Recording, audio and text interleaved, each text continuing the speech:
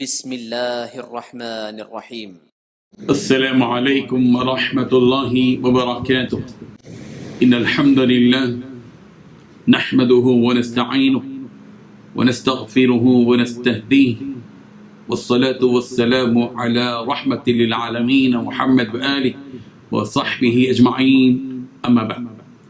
حاضرین و ناظرین، یہ درس نمبر 1205 ہے اور آج سورہ مریم کی 2 آیتوں کی تلاوت اور تشریح کی جائے گی، آیت نمبر 39 اینڈ 40، 39 اور 40۔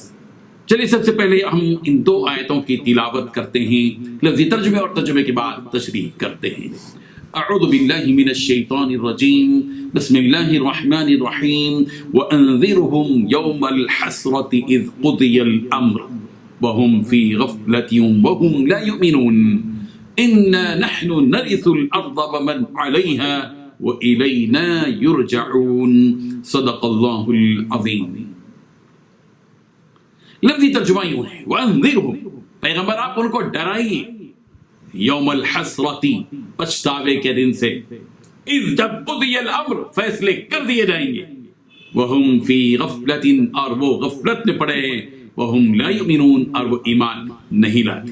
إِنَّا نَحْنُ، بے شک ہم ہی، نَرِثُ الْأَرْضَ، زمین کے بھی وارث ہیں، وَمَنْ عَلَيْهَا، اور روئے زمین پر جتنی چیزیں ہیں سب کے بھی ہم ہی وارث ہیں، وَإِلَيْنَا يُرْجَعُونَ، اور ہماری ہی طرف وہ لوٹائے جائیں گے۔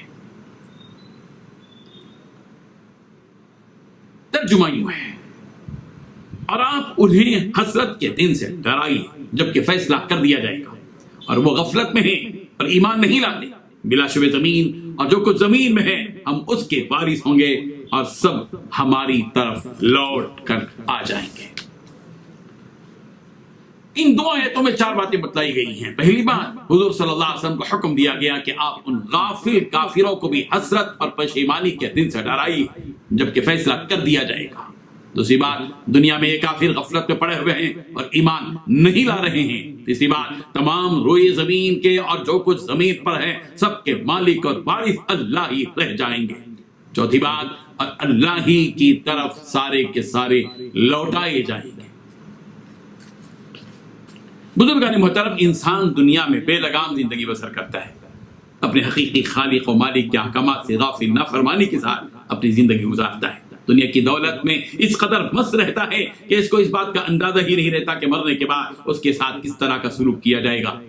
قیامت جب قائم ہوگی تو اس دنیا میں اس کے دل کی کیفیت کیا ہوگی؟ وہ قیامت کے دن اپنی زبان سے قیامت کے دن کیا کہے گا؟ حضور نبی کریم صلی اللہ علیہ وسلم کو قیامت کے اس حسرت اور پریشانی والے دن سے ڈرانے کا حکم دیا گیا ہے۔ اللہ تبارک و تعالیٰ نے ڈرایا ہے، حکم دیا ہے کہ پیغمبر آپ لوگوں کو ڈرائیے، حسرت والے دن سے ڈرائیے، جس دن ساری انسانیت پچھتائے گی، جس دن ہر ایک کی بد انجامی اور خوش انجامی کا فیصلہ کر دیا جائے گا۔ قیامت کے دن کو یوم الحسرت، پچھتاوے اور شرمندگی کا دن قرار دیا گیا۔ قیامت کا دن ہر ایک کے لیے حسرت کا دن ہے۔ کافروں کے لیے حسرت کا دن اس طرح ہوگا کہ وہ جنتیوں کو جنت میں جاتا دیکھ کر اور اپنے آپ کو جہنم کی طرف جاتا ہوا دیکھ کر پچھتائیں گے کہ کاش وہ غفلت کے ساتھ گزری ہوئی زندگی کہ کاش ہم مومن و صالح ہو جاتے۔ قیامت کا دن مومنوں کے لیے بھی حسرت کا دن ہوگا۔ چنانچہ طبرانی نے حضرت معاذ رضی اللہ عنہ سے روایت نقل کی ہے کہ رسول رحمت صلی اللہ علیہ وسلم نے ارشاد فرمایا کہ جنتیوں کے سوائے اس بات کے کسی اور بات پر حسرت نہیں ہوگی کہ ان کے وہ لمحات اللہ کے ذکر کے بغیر گزر گئے۔ صرف ان لمحات پر اہل جنت کو پچھتاوا ہوگا اور وہ غفلت کے ساتھ گزری ہوئی زندگی پر پچھتائیں گے۔ ابو ہریرہ رضی اللہ عنہ سے روایت ہے کہ رسول اللہ صلی اللہ علیہ وسلم نے ارشاد فرمایا، ہر مرنے والے کو حسرت اور ندامت سے سابقہ پڑے گا۔ صحابہ کرام رضی اللہ عنہم نے سوال کیا کہ یہ ندامت اور حسرت کس بنا پر ہوگی یا رسول اللہ؟ نبی کریم صلی اللہ علیہ وسلم نے ارشاد فرمایا کہ نیک اعمال کرنے والے کو اس پر حسرت ہوگی، پچھتاوا ہوگا، اور نیک کام کیوں نہیں کر لیے اور زیادہ، اور تاکہ درجات میں بلندی ہو جاتی، اور بدکار آدمی کو اس بات پر حسرت ہوگی کہ وہ اپنی بدکاری سے باز کیوں نہیں آیا۔